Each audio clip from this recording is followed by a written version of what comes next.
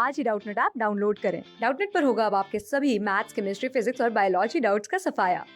बस अपने क्वेश्चन की फोटो खींचो, उसे क्रॉप करो और तुरंत वीडियो सोल्यूशन पाओ। Download now.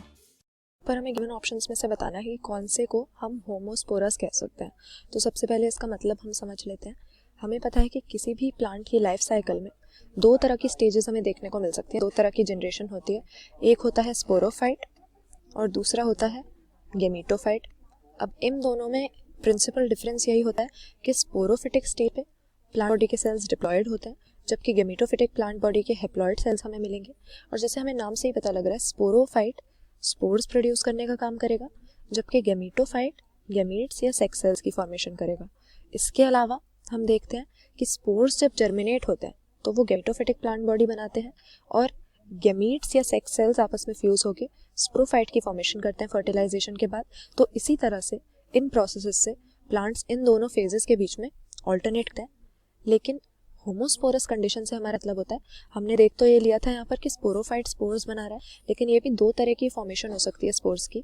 होमोस्पोरस में हम क्या देखते हैं, होमोस्पोरी जब होती है तो जो स्पोर्स यहाँ पर प्रोड्यूस हो रहे हैं स्पोरोफाइट से, वो आपस में सिमिलर होते हैं, एक से होते हैं।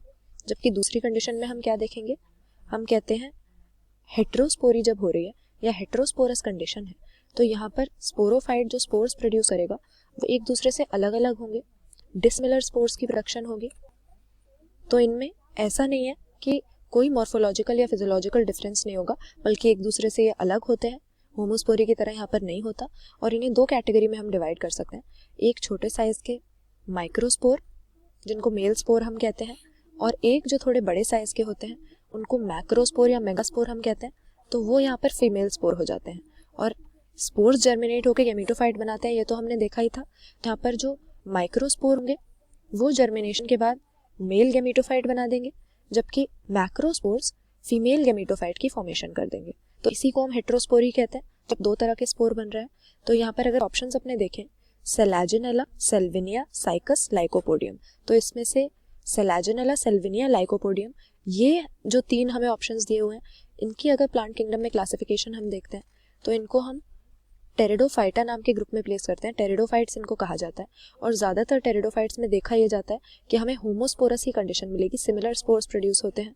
जबकि यहाँ पर साइकस जो हमें दिया है ये आ जाता है हमारे प्लांट किंगडम में जिम्नोस्पर्म्स के अंदर। और जिम्नोस्पर्म्स में तो सभी हेट्रोस्पोरस होंगे, क्योंकि ये सीड बेयरिंग प्लांट्स हो जाते हैं। सीड हैबिट हम यहाँ पर देखते हैं, तो सीड्स बनेंगी ही तभी जब सेक्सुअल रिप्रोडक्शन हो रही है।